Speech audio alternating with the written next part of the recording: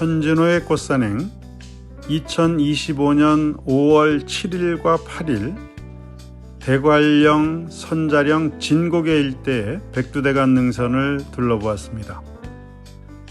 백두대간 능선은 아직 이른 봄에 식물들을 보여주고 있었는데요. 나뭇잎은 아직 돋지 않았죠. 숲 개별꽃입니다. 석축과에 속하는 여러 해살이 풀로서 잎 가장자리, 줄기에 긴 털이 나는 게 특징입니다. 땅속 줄기가 길게 뻗으면서 마디에서 지상으로 줄기가 나오는 여러 해살이 풀이죠.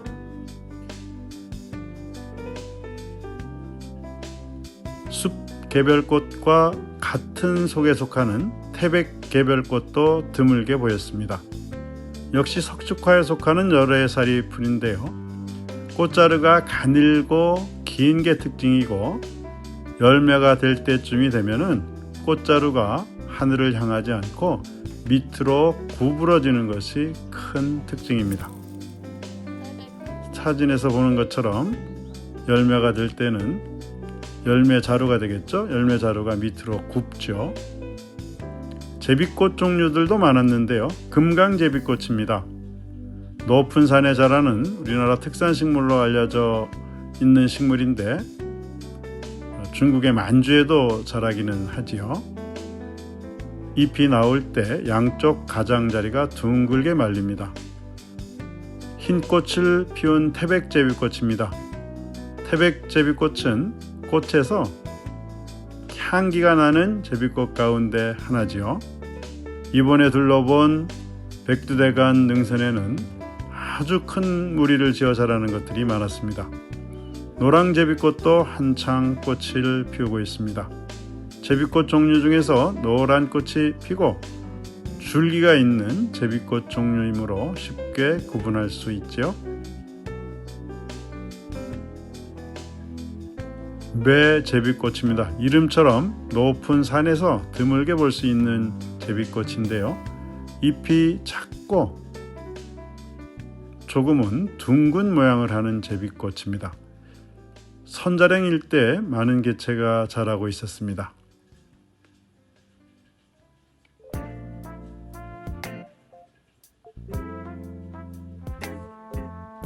둥근털 제비꽃이 한창 꽃을 피우고 있었습니다. 아주 이른 봄에 가장 먼저 꽃을 피우는 제비꽃 종류인데요. 이곳은 해발 1400m가 넘기 때문에 이제서야 꽃망울을 터뜨리고 있었습니다. 곳곳에 백합과의 얼레지가 큰 무리를 지어 자라고 있었습니다. 6장의 화피가 있는데 그 끝이 하늘을 향해 있죠. 관찰해 보시면 갓 핀 꽃밥은 아주 길지요. 바람꽃 종류들도 여럿 만났는데 꽝해바람꽃입니다. 이번에 답사한 백두대간 능선에는 꽝해바람꽃은 그렇게 큰 무리를 지어 자라는 군락이 없었습니다. 몇몇 곳에서 몇 개체가 자라고 있더군요. 호라비바람꽃은 큰 무리로 자라는 곳이 많았습니다. 이제 막 꽃을 피우기 시작하고 있었는데 백두대간 능선 여러 곳에서 크게 무리를 지어 자라는 모습들을 볼 수 있었습니다. 꽃잎과 꽃받침이 구분이 잘 안 돼 보이지만 하얀 꽃잎처럼 보이는 것은 꽃잎이 아니라 꽃받침 잎이죠. 꽃잎은 없습니다. 회리바람꽃도 꽃을 피우고 있었는데요. 꽃받침이 녹색이어서 뚜렷하지 않은 꽃이죠. 수술이 오히려 노란색을 띠어서 꽃을 치장하는 그런 식물이죠. 현호색 종류는 두 종류를 볼 수 있었습니다. 그냥 현호색입니다. 여러 곳에서 무리를 지어서 자라는 모습이 볼 수 있었는데 다양한 잎의 모양을 가지고 있었습니다. 우리나라 특산 식물인 갈퀴 현호색입니다. 화통, 꽃통의 밑부분에 갈퀴 같은 부속체가 달려있는 식물인데요. 현오색과 뚜렷하게 구분되는 종입니다. 몇몇 곳에서 큰 무리를 지어 자라는 모습을 볼 수 있었고요. 현오색과 섞여 자라는 곳도 있었습니다. 백두대간 노인봉 능선길인데요. 여기에도 교목, 큰 나무들은 아직 잎을 달고 있지 않았습니다.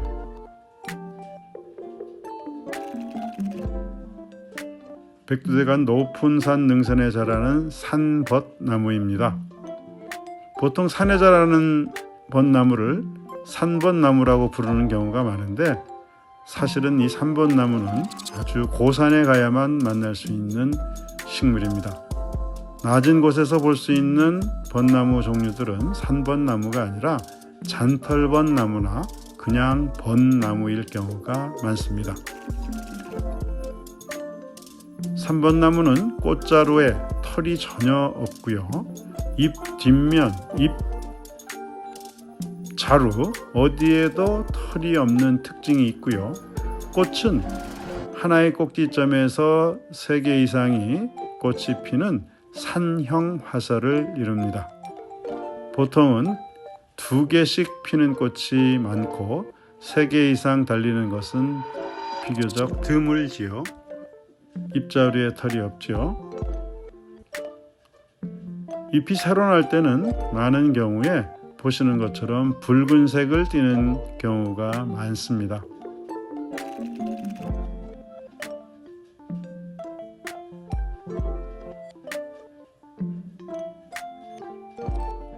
백두대간 능선의 여러 곳에서 많은 산벗나무들이 자라고 있었습니다.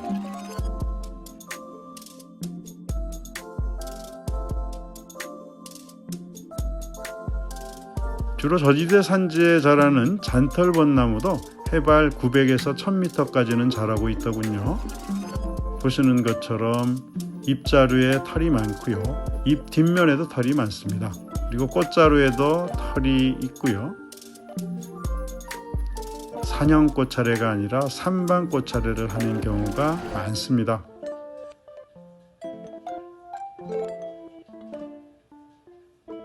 다시 백두대간 능선길입니다. 이른 봄꽃들이 많이 피어 있었습니다. 아직 잎은 달지 않았죠. 피나물도 한창 꽃을 피우고 있었는데요. 줄기를 자르면 피 같은 즙액이 나오는 그런 식물이죠. 나물이라는 이름은 붙어 있지만 양귀비과 식물로서 독초로 알려져 있습니다. 일부 지방에서는 묵나물로 해서 나물로 먹는다고는 하지만 독이 있는 식물이니 함부로 먹으면 안 되겠습니다.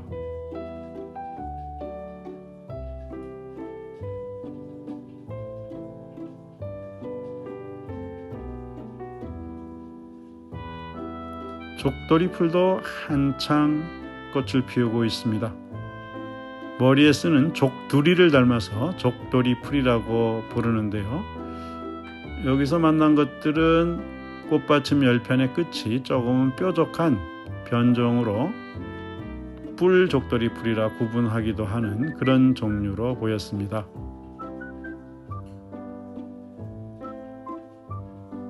대관령 선자령 일대에는 목장이 형성되어 있고요. 또 풍력발전기들이 여러 기가 설치되어 있습니다. 털 진달래가 한창입니다. 고산 지역에 자라는 진달래의 변종인데 잎에 털이 많이 나는 게 특징이죠.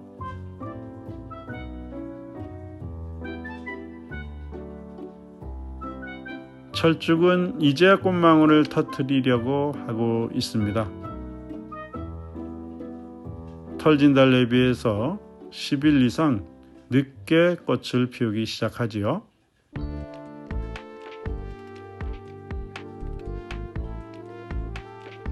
노랑무늬 붓꽃이 여러 군데서 무리를 지어 자라고 있었습니다.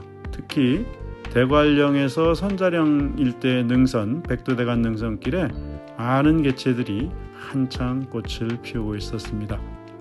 외화피에 있는 노란색 무늬가 특징적이죠. 큰 산장대 또는 산장대라고 하는 십자화가의 여러 햇살이 풀도 많이 보였습니다. 꽃잎 내장이 열십자 모양으로 배열되지요.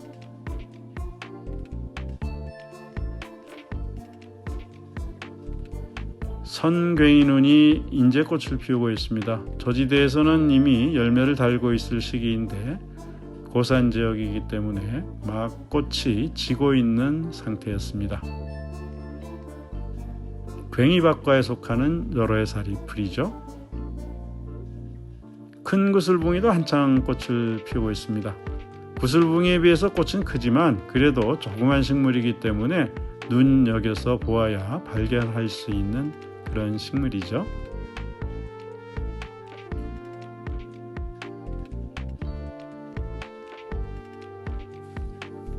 (2025년 5월 7일과 8일) 대관령에서 선자령을 거쳐 진고개까지 봄꽃들을 살펴보았습니다.